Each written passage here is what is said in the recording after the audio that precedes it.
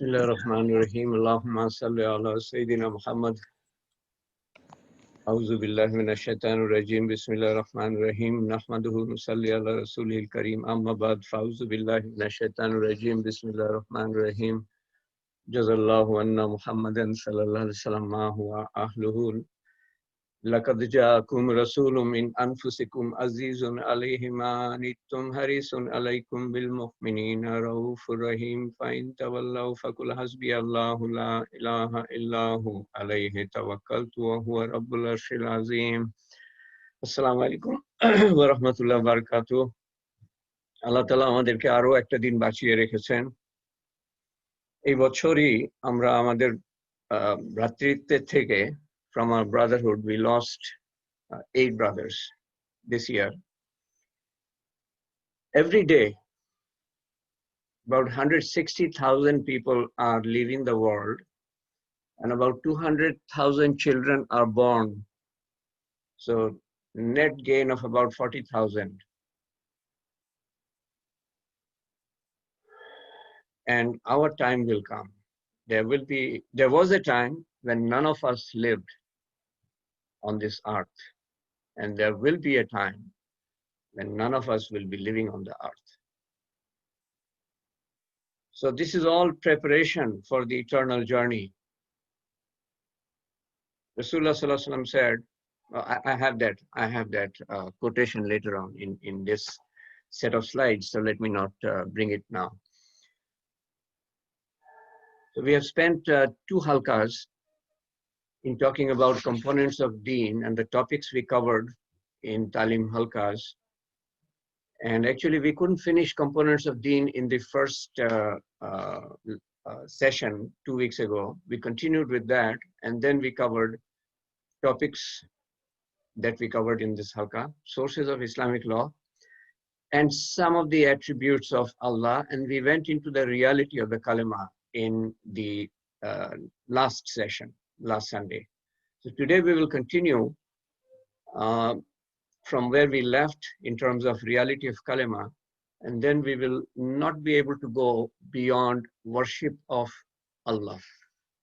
And in the next session, inshallah, we will cover success in Islam, what is meant by success to Allah Ta'ala, and what is the reality of this world.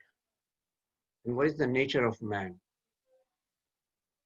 So we are in slide 37. That's where we finished, slide number 37. And here we are. And the point, actually we finished this slide, but I just want to make a point about this slide, which is the point. One of the points I made was acquiring the reality of the kalima is an arduous process. By that, what I meant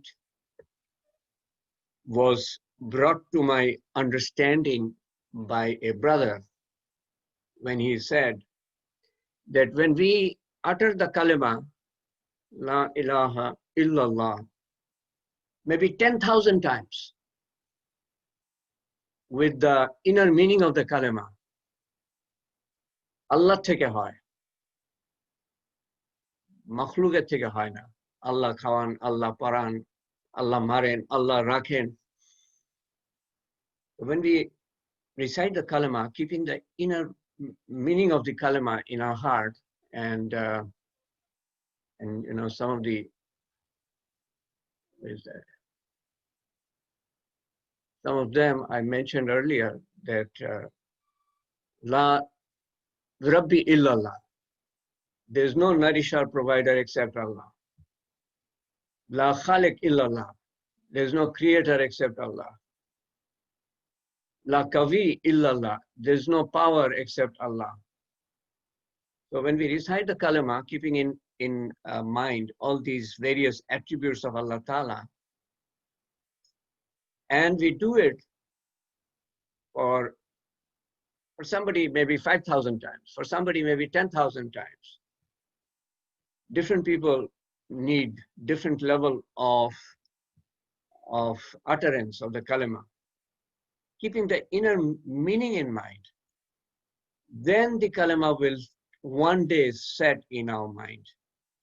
So that is what he meant when he said, or when I said that putting the kalima in our heart is an arduous process, is a painstaking process. It doesn't come overnight. As it happened to uh, Bilal Raziallahu anhu, he was a Muslim for maybe short while before he was tortured, but he did not give up the kalima. For him, it wasn't a long time. For him, possibly he didn't need to recite it 10,000 times. And the kalima got set in his heart. And once it gets set in his heart, then you kill him. He will not renounce the kalima. That is what is meant by yaqeen in the kalima, firm conviction in the kalima, la ilaha illallah. And that is what we have to put in our heart. And then possibly we can answer in the grave when we are questioned, who is your Lord? Who is your Rabb? Then we will be able to answer, Allah is my Rabb. Because then we have been able to put Allah in the heart where he belongs. And then I went over this one. Let me read the red portion again. Rasulullah Sallallahu Alaihi Wasallam telling his cousin Ibn Abbas, and I'm reading only the red portion. I went over all of it. And know that if the entire nation gathered to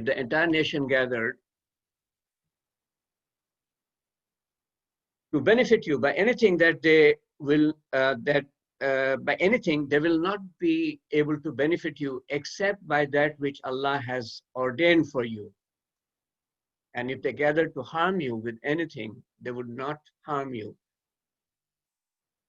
with anything except by that which Allah has written for you. And that is reflecting the inner meaning of the kalima. That if everybody wanted to benefit me, but Allah did not want the benefit to come to me, nobody will be able to benefit me. And if everybody wanted to harm me, but Allah did not want the harm to come to me, nobody will be able to harm me. Pens of destiny have been lifted and the ink of the scrolls are dried. Tirmizi. Now, this same meaning has been emphasized in the Quran. And actually, I should have mentioned the Quran first before I mentioned the Hadith. And in the Quran, in verse number 35, second ayat, Allah Ta'ala says, what Allah out of his mercy bestows on mankind, there is none to withhold. And what he withholds, there is none to grant it thereafter. Allah withholds something from coming to us, nobody can bring it to us. No benefit and no harm. And if he withholds some benefit from us or some harm from us, nobody can bring it to us. He's Almighty, the All-Wise. And it does not have a direct relevance to what we are discussing, the next ayah, but it's a beautiful expression from the Almighty. So I thought of including it. Allah Ta'ala's telling his entire creation, it's not just for the Muslims. He's saying, oh mankind, remember the favor of Allah upon you. And we often forget, even Muslims, those who acknowledge Allah so many times, those who pray before him, often forget the multifarious benefits that Allah Ta'ala bestows on us every day. The flower that somebody presents to us, we thank that person, but we do not thank the creator of the flowers. The food that my wife cooks for me, I thank her. And sometimes even I forget to thank her. But I do not thank the creator who created the food and put in the heart of my wife and the energy in her to cook the food. And this way, you know, the air the sunshine, the water, the sky, the clouds, the trees, the plants, the vegetation, the cultivation, the fruits and the vegetables, the various types of blessings that Allah Ta'ala bestows on us, we seek to forget. So Allah Ta'ala is saying, "O mankind, remember the favor of Allah upon you. Is there any creator other than Allah who provides for you from the heaven and the earth? There is no deity except Him. So how are you deluded? How then you turn away from Him?" It's such an expression of love of Allah for His creation. O mankind, remember the favor of Allah upon you.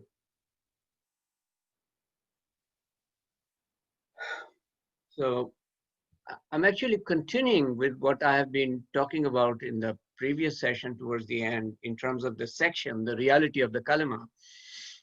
And it dawned on me that many of the things for which we think we did them and we take credit, Allah Ta'ala is saying, it is He who does them. I gained knowledge.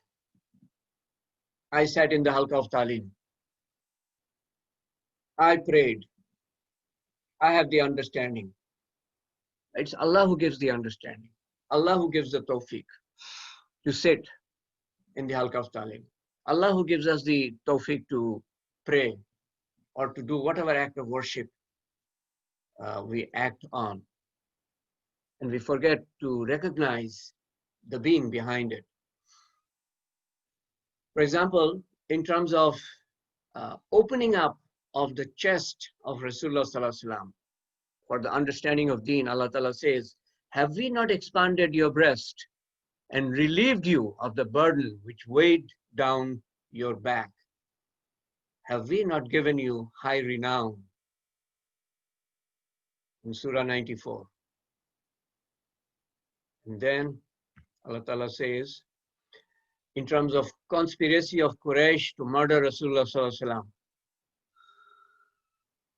And remember how the unbelievers, there is a typo here, and I should point out in the beginning, I added quite a bit after the last session, and then I have not had the time to proofread.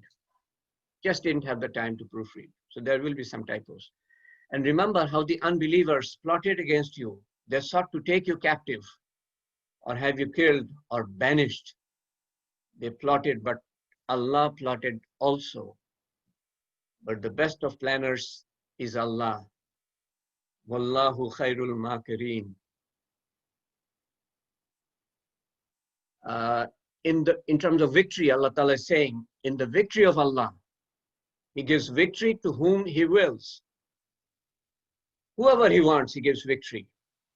We might consider, oh, Alexander was so victorious. With 12,000 soldiers, he left Macedonia with just one division that Major General Jahangir Talukdar Kabir commanded in Chittagong, about 12,000 plus minus. Alexander left with 12,000 soldiers, and he defeated every army that faced him, including the Persian army. The Persian Empire was destroyed by him. And then ultimately, he faces defeat in present-day Multan. Rasulullah Sallallahu Alaihi Wasallam, the Muslims are defeated in Uhud, and the Quraysh are victorious. So Allah Ta'ala says, He gives victory to whom He wills. And I could go on and on. I mean, Hitler, he conquered the whole of Europe, went all the way to Leningrad and Stalingrad.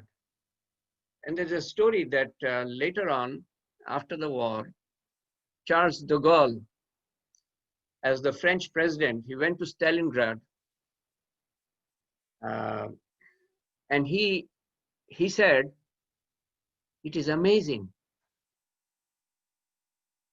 He was visiting the war areas, and at one point he said it is amazing.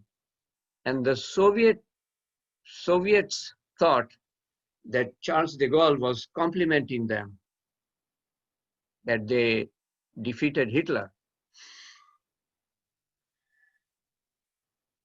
Nobody could defeat them. And he comes to Stalingrad, and in Stalingrad he's stuck. Leningrad, for 3 years he was stuck. And Allah Ta'ala caused him to make some serious blunders. And that's why he says, I give victory to whomever I want. So when de Gaulle said, it is amazing, Soviets understood that to be a compliment. And de Gaulle said, no, I'm not complimenting you. He was a very blunt man. I'm not complimenting you. I'm complimenting the Nazi army, that they could come 2,000 miles, all this distance. They could come 2,000 miles. And I think Leningrad was more than that. Stalingrad was about 2,000 miles from German territory. Allah Ta'ala gives victory. You can give such examples. You ask Mukul, he can give you so many examples of armies that could have been victorious, were ultimately defeated. Battle of Badr, about it Allah Ta'ala says, and when your Lord, and when you prayed to your Lord for help, he answered, I'm sending to your aid 1,000 angels in succession. By this good news, Allah sought to reassure your hearts. For victory comes only from Allah. He is mighty wise. This one I read in the previous session. And also this one I read. You kill them not. You kill them not. But Allah killed them. And you, and Allah is telling Muhammad Sallallahu Alaihi Wasallam, threw not dust when you did throw. Rasulullah Sallallahu Alaihi Wasallam did throw dust at the Quraysh, and the dust caused them discomfort in their eyes. Allah is saying, Allah threw it.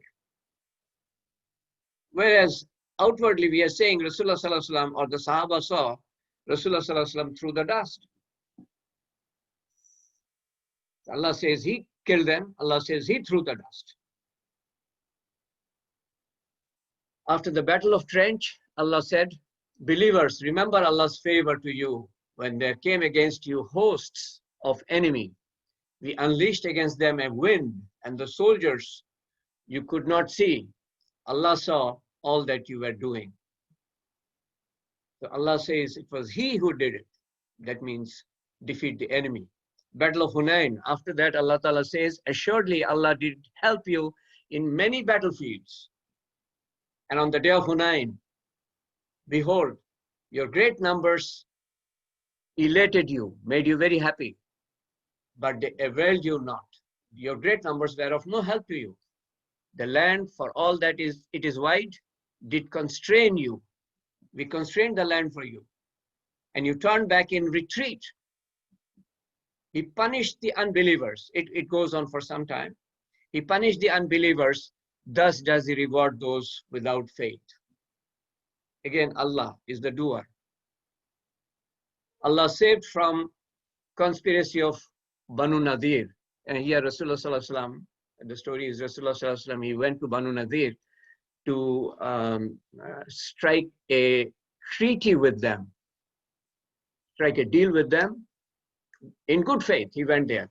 But what they did was, they wanted to kill him. I won't go into the story.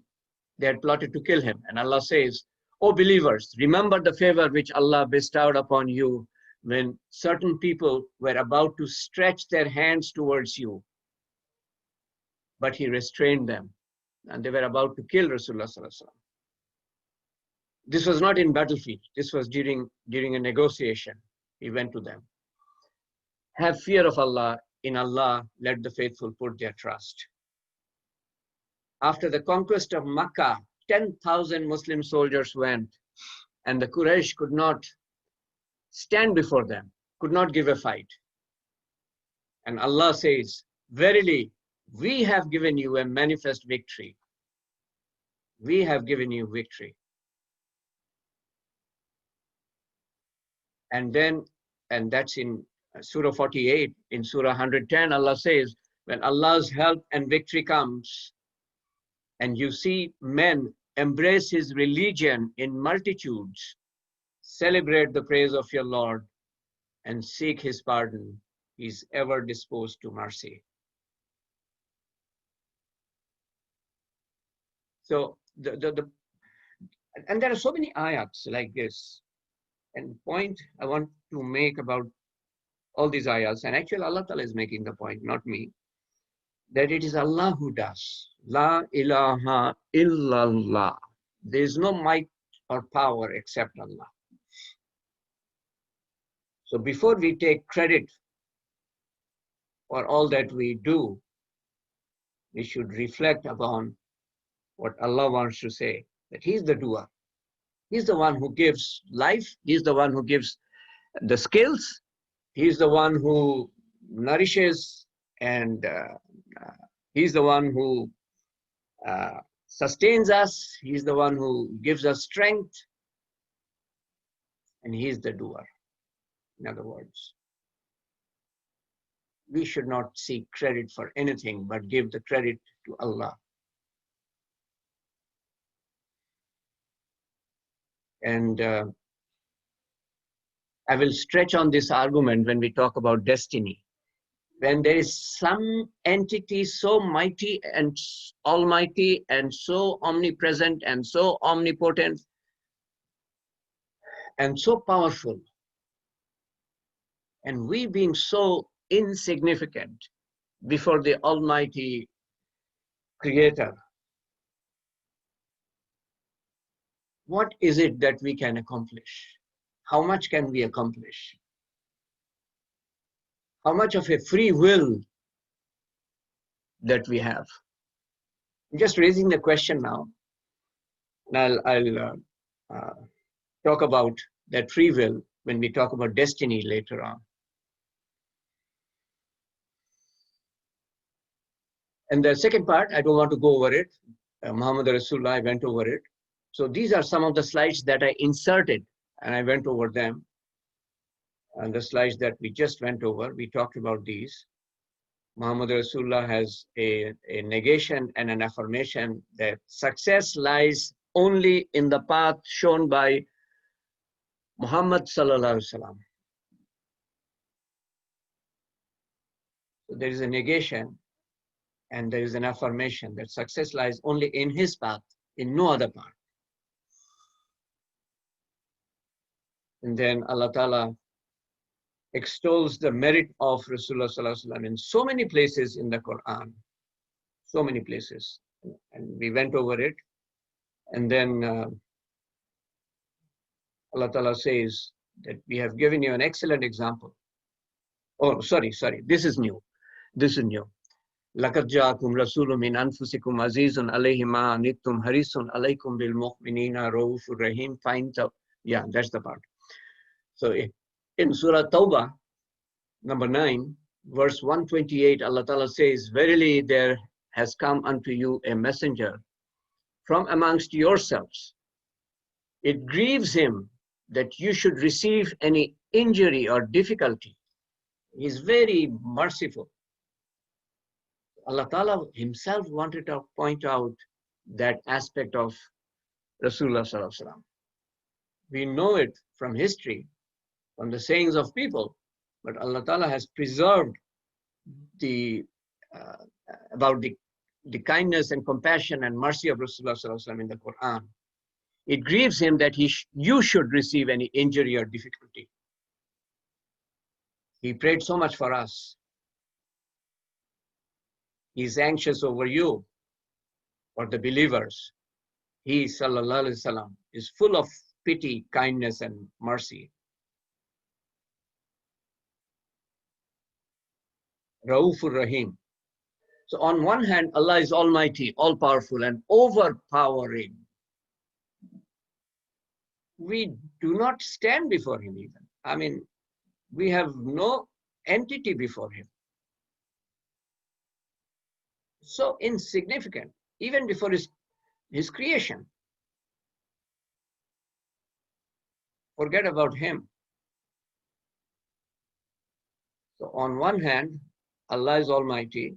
On the other hand, He has blessed us with the most lofty Rasul, who is mercy for the whole of the creation. Rahmatul lil Alameen. Alameen refers to the worlds that Allah Ta'ala has created. And by extension, Muslims should reflect that quality of Rasulullah Sallallahu Alaihi Wasallam. We should be a mercy for everybody. So the two attributes of Allah that are mentioned in Laqad Ja'akum Rasulun min Anfusikum are Raufur Rahim. And these are two terms or attributes which are among the 99 attributes of Allah Ta'ala. He is Rauf. In the beginning, He is Rahman, He is Rahim. And then towards the middle is the term Rauf. So Raufur Rahim is used for Allah. But in the Quran, Raufur Rahim is something that Allah Ta'ala has used for His Prophet Sallallahu Alaihi Wasallam. Rauf means sympathetic, most sympathetic. Rahim, as we know, means most merciful. Used for both Allah and His Prophet. Two names. More inshallah on this most noble aspect of Nabi Sallallahu Alaihi Wasallam.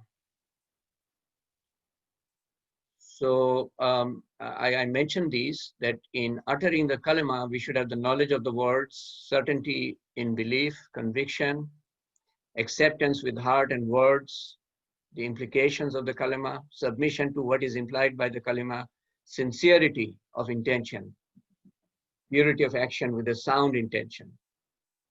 That means what follows after the kalima is salah, and zakat, and hajj, and Saum, fasting.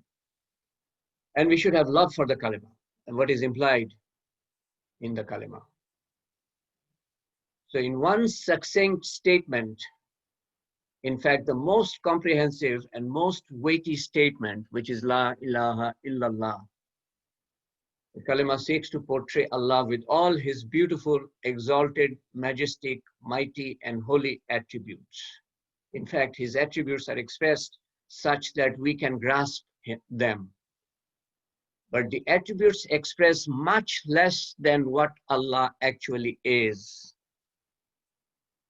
It is an attempt at human level to grasp a being who is infinite, almighty, all-powerful, omnipotent, omnipresent, omniscient.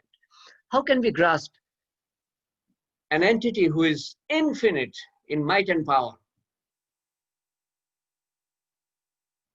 Human words, our vocabulary can only express something that we can understand and comprehend. So by using human words, Allah Ta'ala has sought to express Himself, or Rasulullah Sallallahu Alaihi Wasallam in one sitting, expressed 99 attributes of Allah. And these attributes seek to capture an entity who is infinite and almighty and all-powerful, and omnipotent and omnipresent and omniscient. It is not possible to capture the might and power of an infinite entity with human words, which only can express so much, because we can only grasp so much. So that is the limitation of human words, and that is a miracle of the Creator, that through the Quran, through human, and Quran is actually words that we can understand. Actually, those who can understand Arabic can understand, not all of it, but most of it. So it's a miracle of the Almighty that He has been able to communicate from the infinite to the highly finite through the Quran.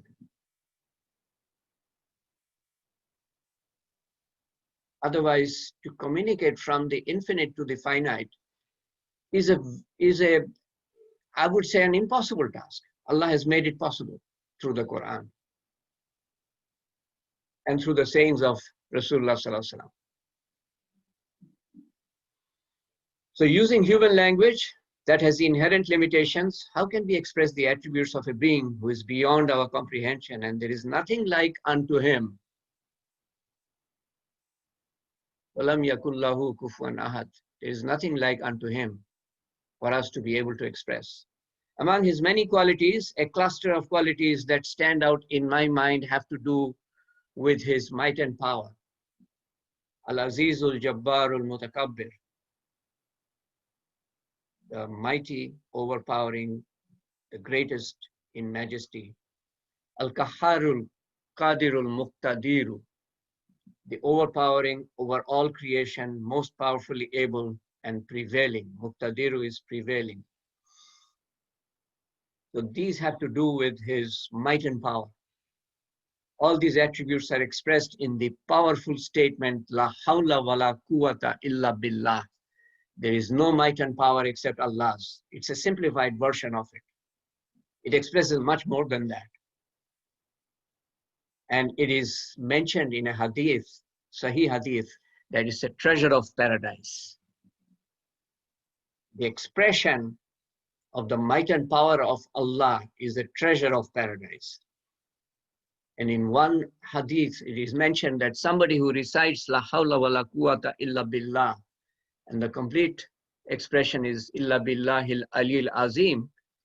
In one hadith, it is mentioned that Allah Ta'ala protects the person from 99 difficulties or 99 illnesses. Somebody recites this 100 times a day.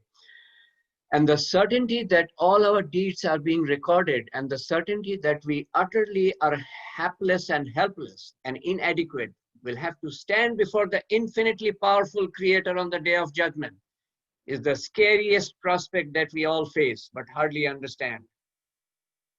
The best of Sahaba realized that, and they shuddered at that. People like Sahaba like Abu Bakr radiallahu anhu used to say, I wish I were not born so that I would not have to stand before the Almighty. He was given the news of paradise. And he used to say, I wish I were a blade of grass or a leaf that animals would eat away. I wish I were a hair in the body of a believer. Hair in the body of a believer. Who is saying that? Abu Bakr radiallahu anhu, about whom scholars have said that he is best after the prophets. He realized the prospect of standing before, or not prospect actually, it is something that will happen. He realized the fear of standing before Allah, the Almighty, the All-Powerful.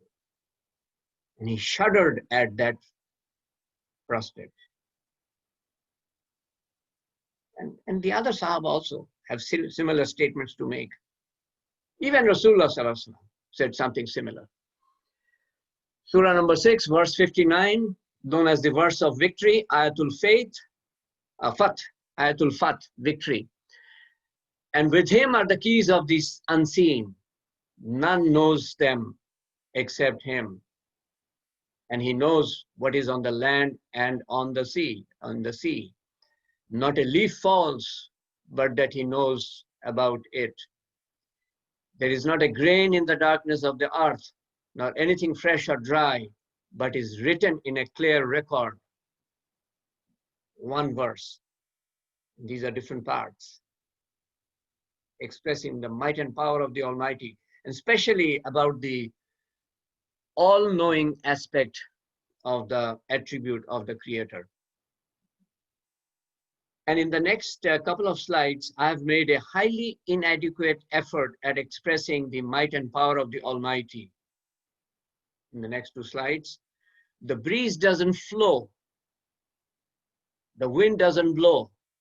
The river doesn't run. The tide doesn't turn. The sun doesn't rise and cause us surprise.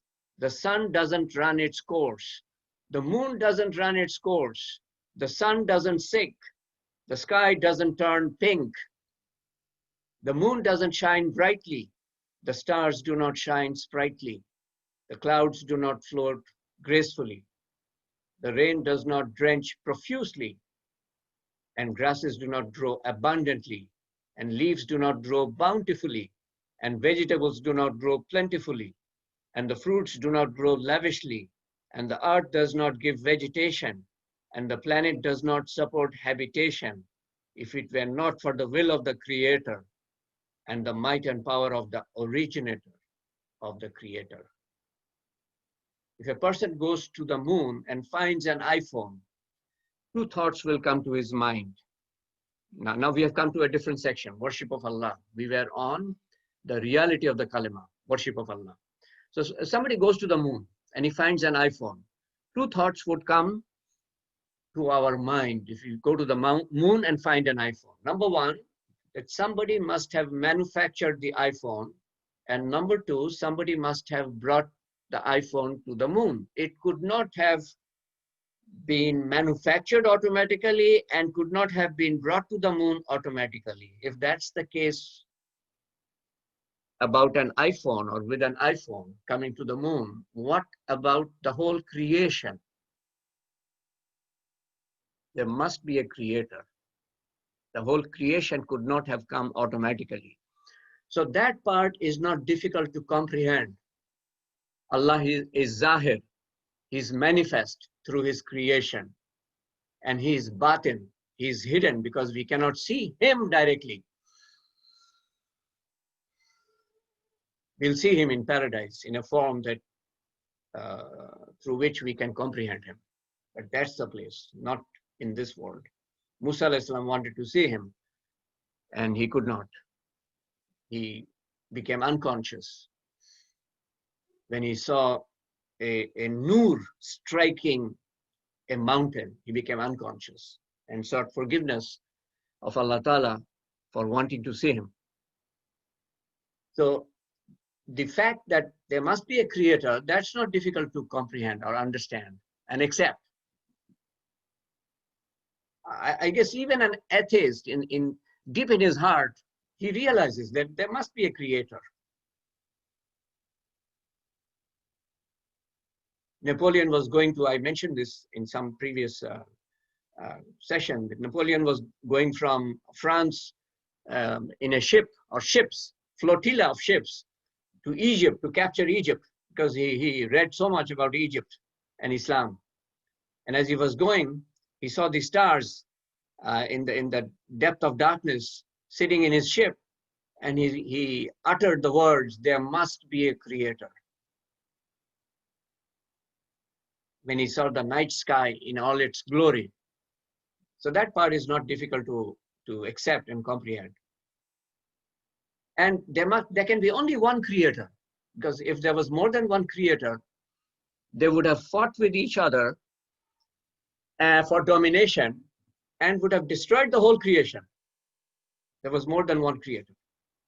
So there must be one creator, given the fact that the creation exists for billions of years.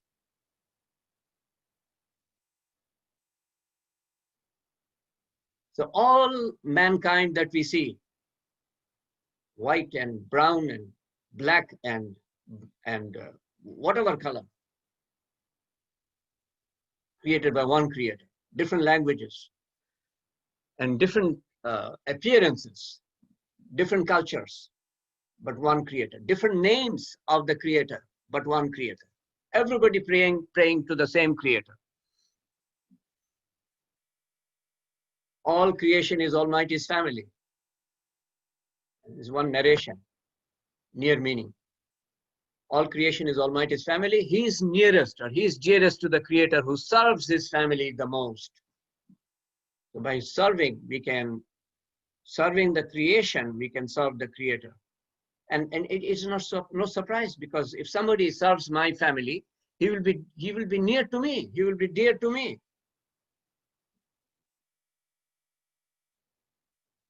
And Allah Ta'ala says in Surah 52, verse 35, He asked the question, or were they created by nothing? He's asking us, or those who are in doubt, were they created by nothing?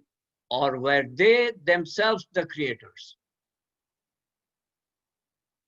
And in the next verse, Allah asks, or did they create the heavens and the earth? Or have they an ilah, a God other than Allah? In the same surah, verse number 43. Disbelievers worship various idols. None of them have claimed being creators of the heavens and the earth. There is no claimant in terms of creation of the heavens and the earth other than Allah. And nobody can claim that he or she has created himself or herself. None of us. We know that for fact. We did not even ask Allah Ta'ala to be sent to the world. He sent on His sweet will. Allah created, He sent us, did not consult anyone. He sent with an objective. He must have sent with an objective. He does not create anything without an objective.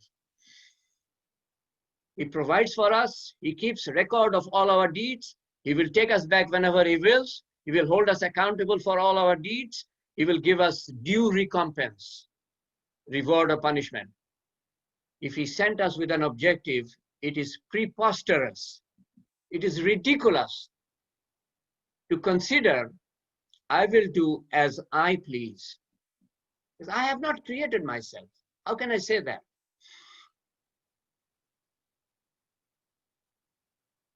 We are utterly incapable of determining what is good. That's the other part. If I say, I will do as I please, we do not know what is good for us and what is bad for us. Even after we are told that sugar will be bad for you because you have diabetes, we take sugar.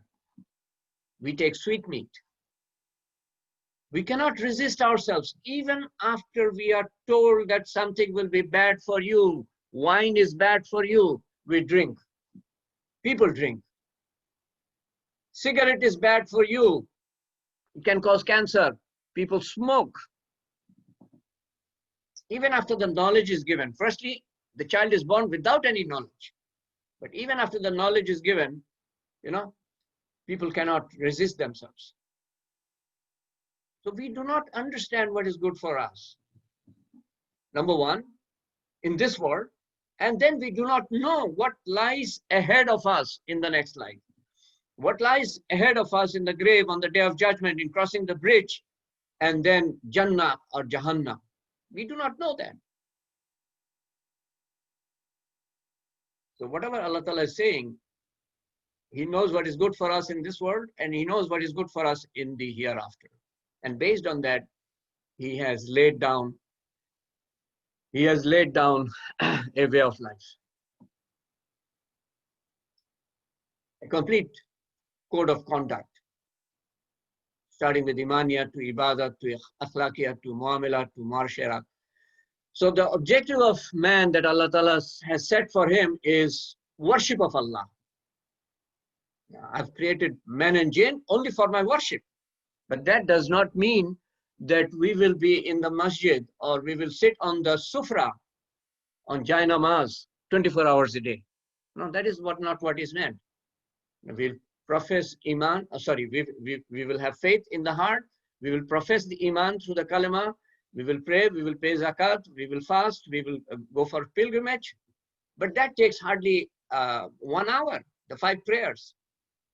5 prayers hardly takes 1 hour. Zakat, we don't pay every day. Fasting, we don't fast every day. Hajj, we don't go for Hajj every day. 1 hour out of 24 hours. What about the remaining 23 hours of a day? Allah Ta'ala has set a code of conduct, a complete code of life for us for the remaining 23 hours.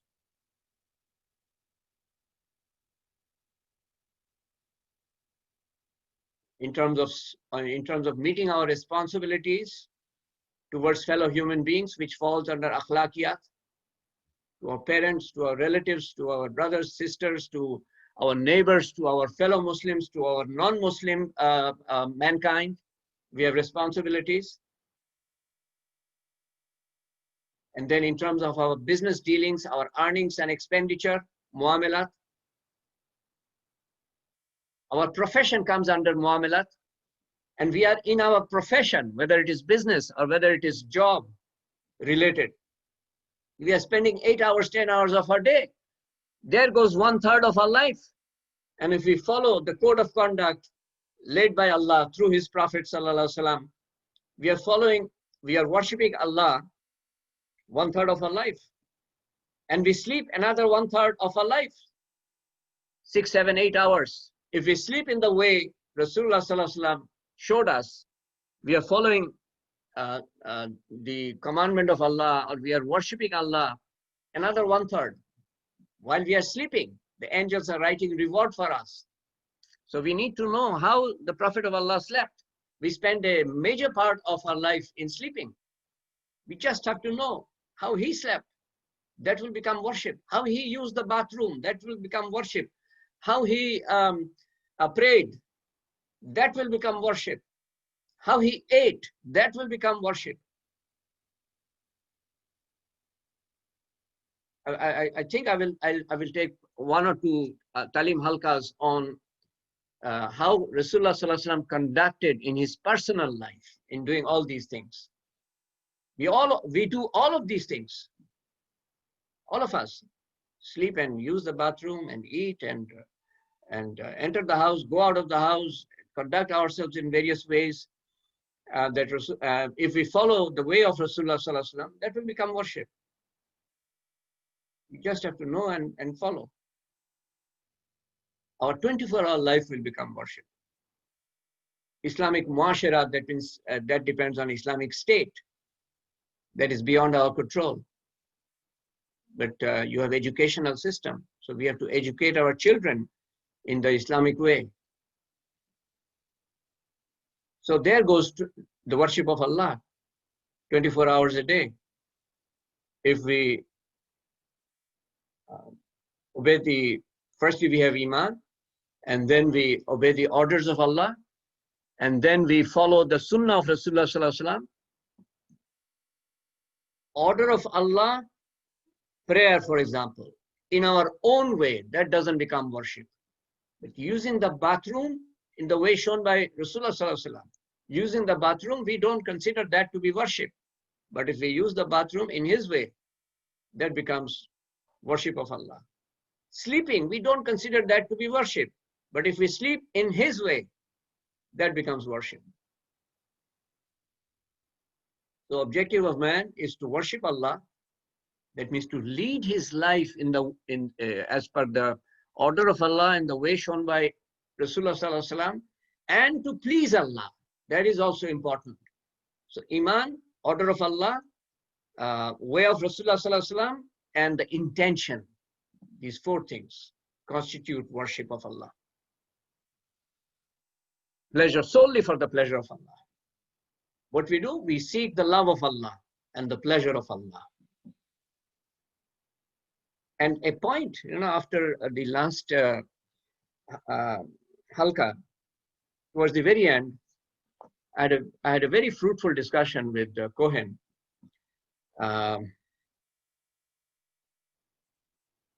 Very fruitful discussion with him. And one of the points that I forgot to mention when I mentioned about this slide in a slightly different form earlier, I forgot to mention, and Cohen pointed out, that there is no wavering in Imaniyat, in Islamic creed, in Aqidah.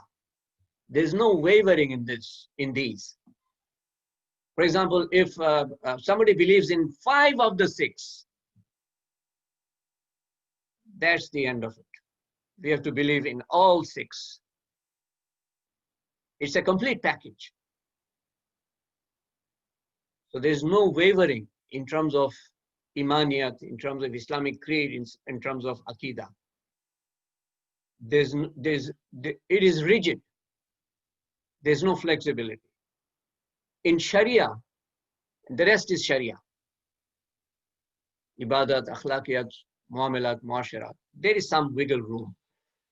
if we leave out some of it, for example, it is mentioned, some scholars consider the person who acknowledges prayer but does not pray.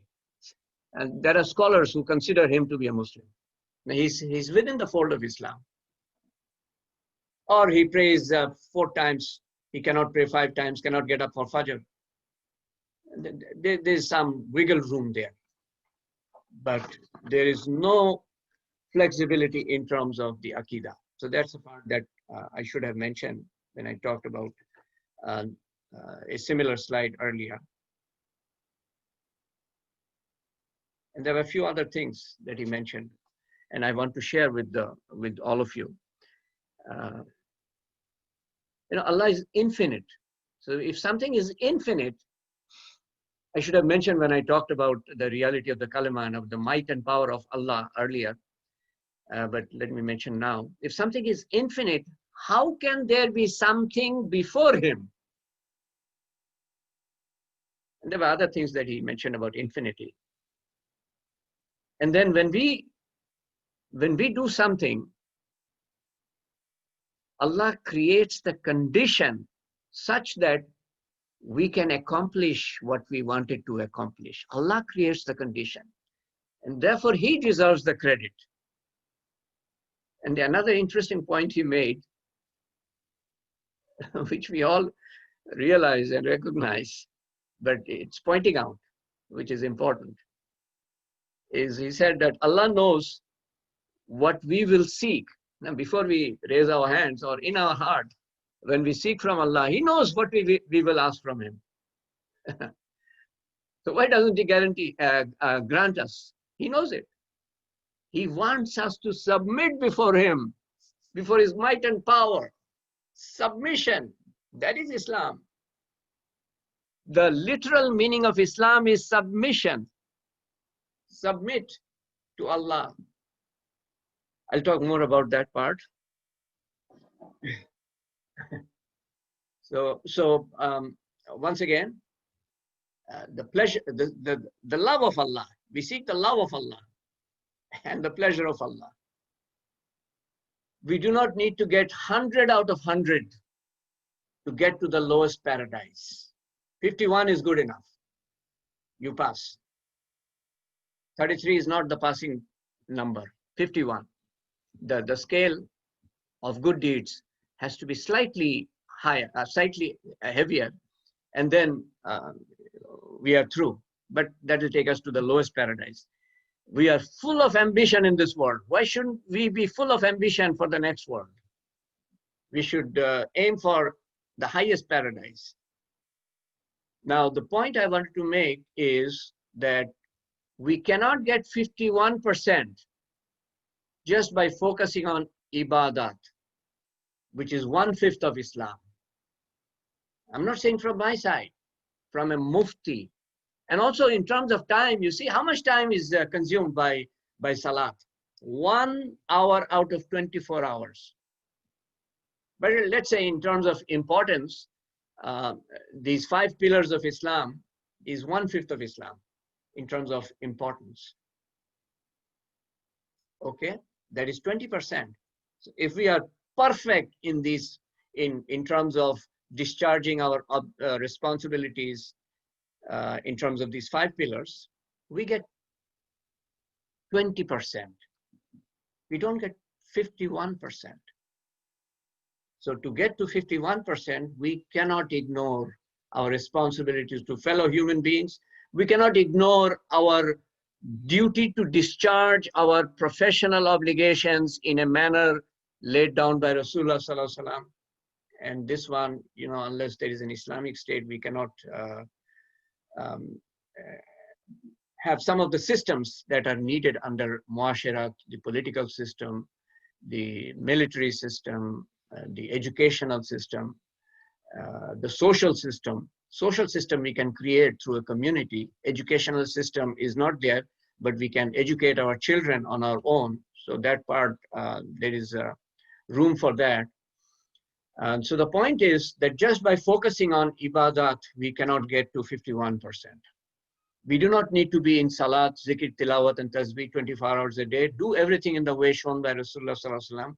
We will be in worship 24 hours a day, even when sleeping, which is about 1/3 of a day.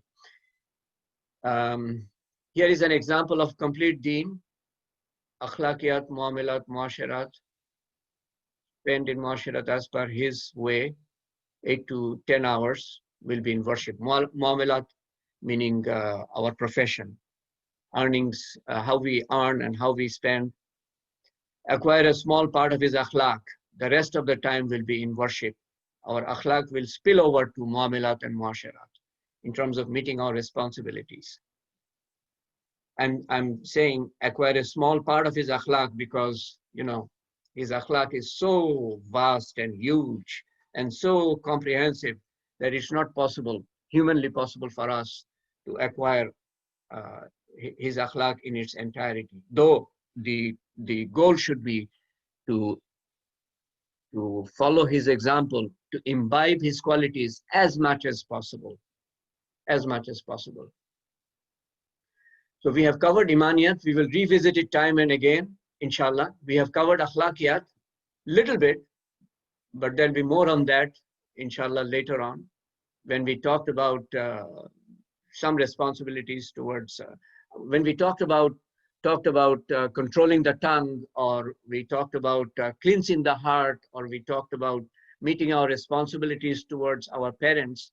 We talked about akhlaqiyat, but we have to talk much more than that in terms of this particular aspect, component of deen. We will talk next about beautifying salat and importance of dawat. We know we have to pray, but how can we beautify it? And the importance of dawat. Muamalat we will see, Islamic we'll see, and the muasharat has to do with Islamic State. So what is Islam? I will conclude with that at the very end as to what is Islam. It is basically, oh sorry, what is Ihsan? Let me finish with this. I misread it. What is Ihsan? And that has to do with worship of Allah. Rasulullah Sallallahu Alaihi Wasallam, you know, in one sitting was asked 3 questions by Jibreel Alayhi Salam. He came in human form, complete white dress. Nobody knew him. So if he came as a traveler, there would be signs of fatigue in him and on his dress, on his face. There was no sign of fatigue. So he could not have traveled. And he had complete black hair in his head, and his beard was black. So he sat in front of Rasulullah Sallallahu Alaihi Wasallam, right in front of him. And he put his hand on the lap of Rasulullah Sallallahu Alaihi Wasallam, and he asked 3 questions. We have answered 2 of them. What is Iman? What is Islam? You will find that earlier on in this set of slides. And also earlier we talked about that. The 3rd question he asked was, what is Ihsan? So I'll finish with that one, and then we'll continue, inshallah. I could not do as much as I wanted to do today, but Allah is the best planner. So Rasulullah Sallallahu Alaihi Wasallam answered that you worship Allah as if you see Him. And if you cannot see Him, that means if you cannot worship by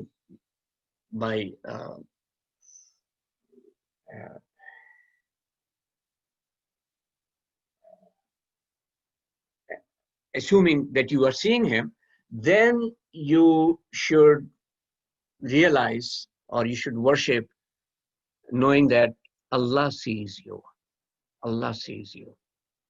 So one of the 2 forms, or one of the 2 type of mind we should have, that when I'm worshiping, when I'm standing in prayer or any type of worship, that Allah is seeing me. Sorry, I'm seeing Allah Ta'ala. And if I cannot make that frame of mind, then I have to realize that Allah is seeing me. That is how we should worship Allah Ta'ala. And that is what is Ihsan.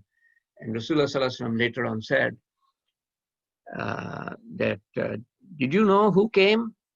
It was Jibreel. He came to teach you deen, meaning that you did not know how to ask questions so that you would know about deen. He came to teach you deen. The answers were given by Rasulullah Sallallahu Alaihi Wasallam, and every time he said the right thing. You said the right thing. You said the right thing. And then the Sahaba were surprised. How is it that this man is questioning? And then again, he is saying, you said the right thing.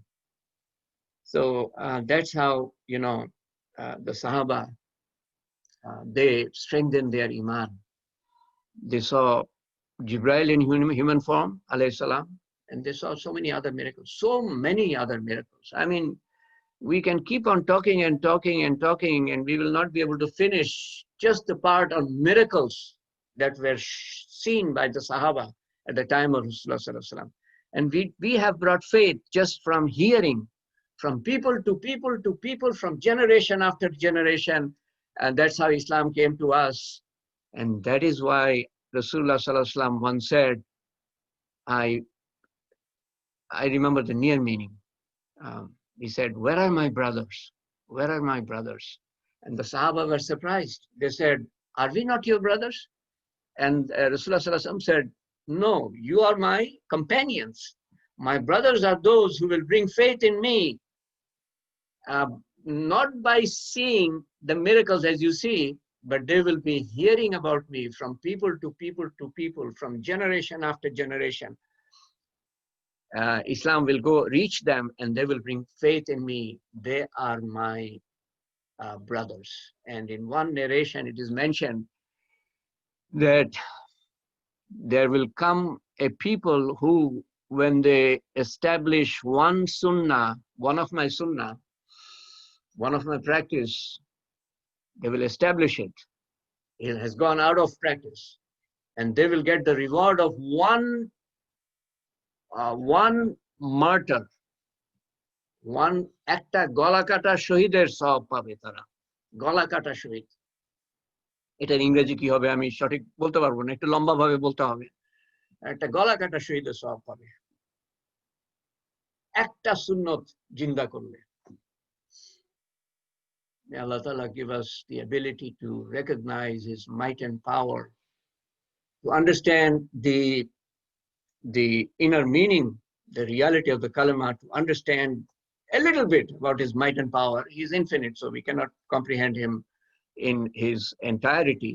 It's impossible to understand a bit about His might and power, so that we have the iman that can enable us to follow His order in the manner it should be obeyed, and that is the manner of Rasulullah Sallallahu Alaihi Wasallam, and for His pleasure. Allahumma ameen. Allahumma salli ala Sayyidina Muhammad jazallahu anna Muhammadan sallallahu alaihi wasallam ma huwa ahluhu. Rabbana innana sami'na munadi ayyunadi lil imani an amanu bi rabbikum fa amanna. Rabbana faghfir lana dhunubana. Rabbana faghfir lana dhunubana. Rabbana faghfir lana dhunubana. Kaffir anna وكفر عنا سيئاتنا وتوفنا مع الأبرار. ربنا وآتنا ما وعدتنا على رسلك ولا تخزنا يوم القيامة إنك لا تخلف الميعاد. ربنا آتنا في الدنيا حسنة وفي الآخرة حسنة وقنا عذاب النار وقنا عذاب القبر وقنا عذاب الميزان وقنا عذاب الصراط وقنا عذاب المسيح الدجال. ربنا لا تؤاخذنا إن نسينا أو أخطأنا. ربنا ولا تحمل علينا إصرا كما حملته على الذين من قبلنا. ربنا ولا تحملنا ما لا طاقة لنا به واعف عنا واغفر لنا وارحمنا. واعف عنا واغفر لنا وارحمنا. أنت مولانا أنت مولانا أنت مولانا فانصرنا على القوم الكافرين.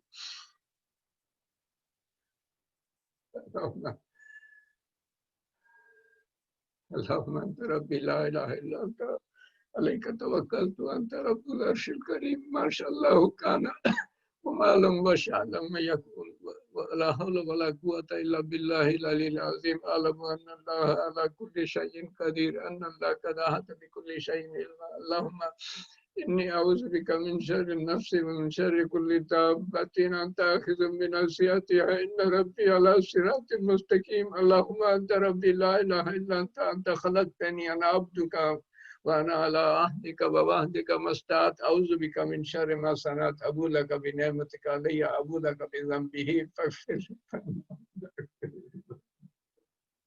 والله والله তোমার দেয়া তৌফিকে আল্লাহ, তোমার দেয়া তৌফিকে তোমার কাছে হাত উঠাবার আমরা সাহস পেয়েছি এবং তৌফিক পেয়েছি আল্লাহ। আল্লাহ আমাদের আমাদের বিশ্বাস তুমি আমাদের হাত খালি ফিরাবা না আল্লাহ। আল্লাহ আমাদের যা কিছু আমল করার তৌফিক দিয়েছো, সারা জীবন গুনাহ বেশি করেছি, অনেক বেশি আল্লাহ, নেকির কাজ অনেক কম করেছি আল্লাহ, নাফরমানি আল্লাহ, কিন্তু তুমি পরম দয়ালু পরম করুণাময় আল্লাহ, তুমি আমাদের মাফ করে এসেছো এতদিন আল্লাহ। ও আল্লাহ সময় তো শেষ হয়ে আসলো আল্লাহ তোমার কাছে যাওয়ার, কিন্তু রুজি রোজগার তো কিছুই হয় নাই আল্লাহ, এই লম্বা সফরের জন্য তো কিছুই নাই আল্লাহ আমাদের ভান্ডারে আল্লাহ। ও আল্লাহ তোমার রহমত ছাড়া, তোমার মাগফিরাত ছাড়া, ও আল্লাহ তোমার হেদায়েত ছাড়া, তোমার হেফাজত ছাড়া, তোমার রহমত ছাড়া আল্লাহ আমাদের কাছে তো কোনো সম্ভব নয় আল্লাহ, কিছুই জোগাড় করে নিয়ে যেতে পারছি না আল্লাহ, আমরা পারলাম না আল্লাহ। ও আল্লাহ বাকি জীবন যা আছে আল্লাহ আমাদেরকে মাফ করে তুমি আমাদের হেদায়েতের রাস্তায় পরিচালিত করো আল্লাহ প্রতিটা মুহূর্তে আল্লাহ। ও আল্লাহ আমাদের হাত ধরে কবর পর্যন্ত নিয়ে যেও আল্লাহ, আমাদের আমাদের তো ক্ষমতা নাই আল্লাহ, আমাদের আমাদের নিজের উপরে চলার মতো, তোমার সঠিক পথ বুঝে চলার মতো ক্ষমতা নাই আল্লাহ। তুমি আমাদেরকে আমাদের নফসের থেকে হেফাজত করে, শয়তানের থেকে হেফাজত করে, দুনিয়ার চাকচিক্যের থেকে হেফাজত করে কবর পর্যন্ত আমাদের পৌঁছে দিও আল্লাহ। ও আল্লাহ যাতে করে তুমি আমাদের আমাদের ব্যাপারে গর্বিত হতে পারো আল্লাহ ফেরেশতাদের কাছে আল্লাহ। ও আল্লাহ আমাদের সাথে সাক্ষাতের জন্য উৎসুক থাকতে পারো আল্লাহ, সেরকম জীবন যাপন করার তৌফিক দান করো আল্লাহ। আমাদেরকে, আমাদের সন্তান সন্ততিকে, আমাদের আত্মীয় স্বজনকে, আমাদের পাড়া প্রতিবেশীকে, আমাদের দেশবাসীকে, আমাদের বিশ্ববাসীকে তুমি হেদায়েত করো, হেফাজত করো আল্লাহ, মাগফিরাত করো আল্লাহ, তুমি তুমি তোমার রহমতের দ্বারা ঘিরে ফেলো আল্লাহ। ও আল্লাহ আমাদেরকে সর্ব সর্বগুণে সর্বোচ্চ গুণে গুণান্বিত করো আল্লাহ। ও আল্লাহ এবং আমাদের সমস্ত আমল কবুল করে এবং নেকি মাফ করে তার বদলে বদলে নেকি লিখে, গুনাহ মাফ করে এবং গুনার বদলে নেকি লিখে তুমি আমাদেরকে কবুল করো আল্লাহ। এবং আমাদের সব রাসূল করিম সাল্লাল্লাহু আলাইহি ওয়াসাল্লামের কাছে পৌঁছে দিও আল্লাহ, এবং আমাদের প্রিয়জন, নিকটজন, আত্মীয় স্বজন, আপনজন যারা কবরে শায়িত তাদের কবরকে তুমি প্রশস্ত করো, জান্নাতুল ফেরদৌসের বাগান বানিয়ে দিও, নূর দিয়ে পরিপূর্ণ করে দিও আল্লাহ, তাদের দরজা উঁচু করো, কিয়ামতের দিন তাদের দরজা উঁচু করো, আমলনামা ডান হাতে দিও, আরশের নিচে ছায়া দিও আল্লাহ, বিদ্যুতের গতিতে পুলসিরাত পার হওয়ার তৌফিক দান করো আল্লাহ, এবং আমাদের সাথেও অনুরূপ ব্যবহার, সর্বোত্তম ব্যবহার দেখিও আল্লাহ কবরে এবং হাসরে এবং পুলসিরাত পার হতে এবং জান্নাতুল ফেরদৌসে দাখিল হতে আল্লাহ, প্রবেশ করতে তুমি আমাদেরকে আমাদের প্রতি তোমার সর্বোত্তম ব্যবহার দেখিও আল্লাহ। ও আল্লাহ আমরা বিভিন্ন নেক হাজত নিয়ে হাত উঠিয়েছি আল্লাহ, আমাদের নেক হাজত পুরা করো, এবং কোন হাজত যদি আমাদের জন্য পুরা করলে ক্ষতি হয় পৃথিবীতে, তোমার তার বদলা তুমি আখেরাতে, অনন্ত আখেরাতে চিরকালের জন্য দিও আল্লাহ। ও আল্লাহ কত মানুষ বিপদের মধ্যে, কত মানুষ অভাব অনটনের মধ্যে, কত মানুষ নির্যাতনের মধ্যে আল্লাহ, তুমি সবই জানো এবং সবই তোমার নিয়ন্ত্রণের মধ্যে আল্লাহ, নিমেষের মধ্যে তুমি সব দূর করে দিতে পারো আল্লাহ, তুমি তাদের দেখভাল করো আল্লাহ। ও আল্লাহ তুমি পরম করুণাময় পরম দয়ালু আল্লাহ, তুমি আজিজুল জব্বারুল মুতাকাব্বির আল্লাহ, তুমি খালিকুল বারিউল মুসাব্বির, তুমি জুল জালালি ওয়াল ইকরাম, তুমি মালিকুল মুলক আল্লাহ। তুমি ছাড়া কে আছে আল্লাহ আমাদের এবং সবার, যারা বোঝে না তাদেরও তুমি ছাড়া কেউ নাই আল্লাহ। اللهم انك عفو كريم تحب العفو فاعف عنا ربنا ظلمنا انفسنا وان لم تغفر لنا وترحمنا لنكونن من الخاسرين ربنا لا تزغ قلوبنا بعد إذ هديتنا وهب لنا من لدنك رحمة انك انت الوهاب اللهم اسالك ايمانا كاملا يقينا صادقا علما نافعا رزقا واسعا عملا صالحا حياة طيبة دعاء مستجاب لسانا ذاكرا قلبا خاشعا رزقا حلالا طيبا شفاء من كل داء يا قاضي الحاجات يا رفيع الدرجات हलाल मुश्किलात या मुजीब दावत बिरहमतिक नस्तगीस या अव्वल अव्वलीन या आखिर आखिरीन या अकरम अकरमीन या अरहमर राहिमीन या राहिमल मसकीन या जिल कुव्वतल मतीन। আল্লাহ, যা কিছু চাওয়া উচিত ছিল চাইতে পারি নাই, আমাদের অজ্ঞতার কারণে তুমি দান করো তোমার তরফ থেকে, এবং যা কিছু থেকে পানা চাওয়া উচিত ছিল পানা চাইতে পারি নাই, আমাদের অজ্ঞতার কারণে তোমার তরফ থেকে পানা দিও, আমাদেরকে রক্ষা করো আল্লাহ। ربنا تقبل مني انك انت السميع العليم وتب علينا